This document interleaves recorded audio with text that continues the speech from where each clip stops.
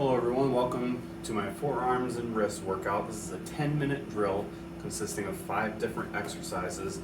The only thing you're going to need is a yoga mat or some kind of padding because we're going to be doing backhanded exercises and you don't want to be pressing against the hard floor for that. So get yourself a mat, get yourself some kind of padding, and let's go. The first exercise is what I call a Sphinx push. We're going to start on all fours here, and then we're going to rock ourselves down to the ground, get our hands at neutral, and then we're going to push ourselves back up. We're going to lean into this as much as we can. We're going to dig down with our fingertips, and we're going to roll back, all the way back down to neutral. Lean into it, get a real good dig down, back to neutral, up, keep this elbow straight, keep it locked out, dig down. Feel a really intense stretch on that. Back down. This is called building strength through length. We're working flexibility in an active and engaged manner. This is building strength at the ends of our range of motion. Back down. Almost halfway through with this exercise. One thing to keep in mind when we're doing these, be sure to keep your feet back. I like to keep my shoes off during exercises like this, but keep your feet back, keep your ankles uncrossed. You want to try and keep the ankles straight, and you can even sit down a little bit on these and get a little bit of a stretch on the legs at the bottom if you need, but the focus here really is on the arms and the wrists. Keep the dig down, focusing on the dig the entire time. If we're going to do this in 10 minutes, you need to focus for the entire 10 minutes. You need to engage for the entire 10 minutes. Stay digging down, stay locked out. 20 seconds left on this one. Keep it going. I'm already starting to feel a little bit of burn in here. This is working forearms and wrists. The back of the forearms. One more, here we go. Next one, we're going to flip the hands over. We're going to be trying to reach the thumbs down towards the mat the entire time. And we're going to be doing the same thing. We're going to use a little bit less weight on this time because obviously the back of our hands typically doesn't bear a whole lot of weight. But you still need to train them to be able to hold this kind of weight, especially if we're going to play Beat Saber. Because a lot of times we do need to stop and hold ourselves with our hand almost in this position. And doing that too much without training it can cause issues like nerve pinching in the carpal tunnel, which leads to numbness, which eventually leads to carpal tunnel. It's all rooted in balance in these forearm extensors. One more, and then we got 1 more minute left on this. Really try and stay focused to keep the reach of the thumb down towards the mat the entire time. Almost there. This is already burning a bit, but stay focused. We're going to do our best and forget the rest. If you need to take a break, if you need to bear down less on this, go ahead. But we want to put in the best effort that we can for this. 30 seconds. Now, we want to make sure too that we're rolling back with this. We don't want our triceps or our chest to be activated too much during any of this because the main focus is supposed to be on the forearms. So if those things are activating for you and they're causing you to fail out, then back off a little bit. One more. Alright, next up we're going to do knee push-ups. So that's not on all fours. We're going to have hips extended forward, straight line from shoulder to knees. And then when we go down, we're going to push the elbows out and lift them back up. Elbows out, pushing back up. Keep them in the center. One pushing up. Keep the fingertips digging down. 30 more seconds of these circles, and then we're going to reverse it for the next minute.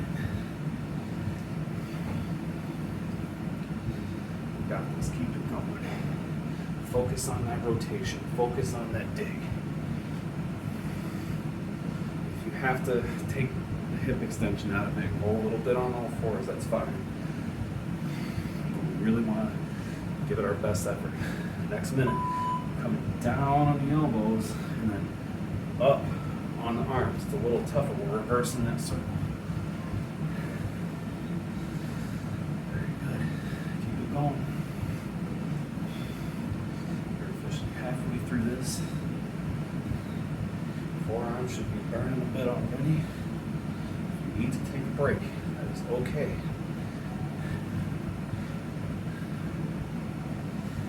This is tough work if you've never done anything like this before. Bring the elbows down during the drop, and up during the push. Down for the drop, up during the push. 15 seconds left on this one. Very good. 2 more. There. Last one. Down. And back up. Very good. Backhanded push off. Now, this one might be a little tough to start with. Shake your hands out for a little bit. If you need to pause here, you can. But we're going to have our thumbs placed just in front of our knees here.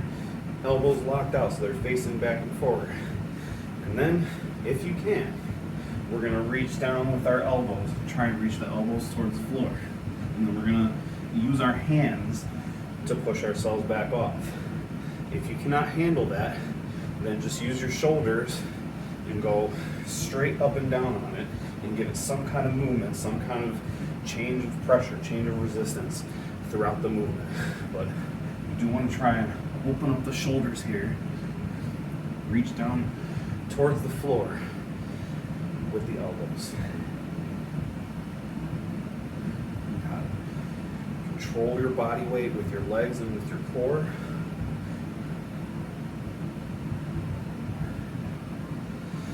Nice and slow. We're locking out at the top. A real good stretch on those extensors from the outside of the elbow to the inside of the wrist.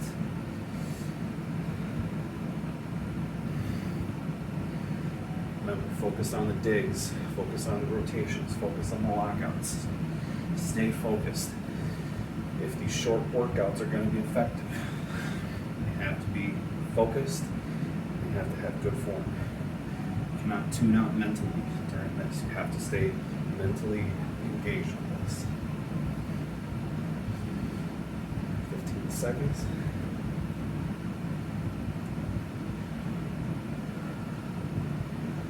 Alright, last one.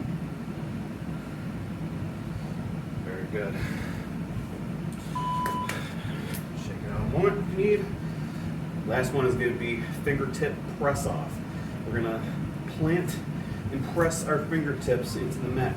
We're going to be on all fours here, and then we're going to push off with just our fingertips. And we're going to lean into this as much as we possibly can and slowly lower ourselves down. Putting as much weight as we can on these fingertips. You can lean yourself back, use your core, use your legs to control the amount of weight being applied here.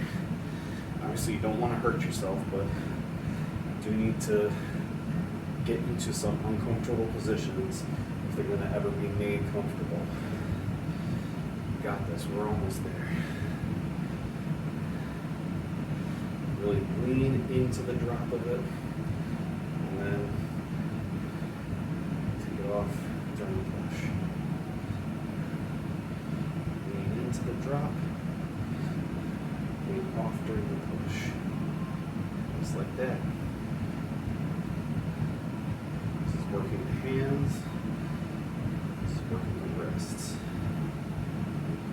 If you start to feel any sharp pops or tingles, back it off, back off the amount of weight you're using.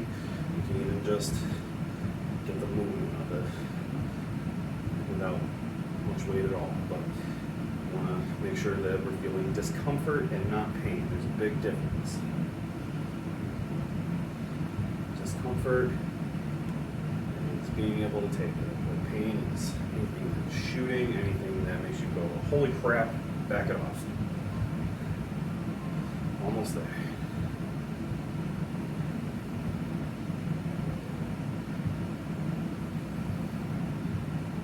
Two more. Very good. 10 minutes are up. Roll it out. Shake it out.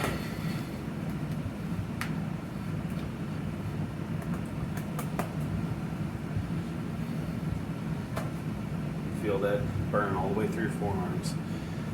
This is what you need for good upswings and good wrist stability. This is going to help a lot. 10 minutes, that's all it takes.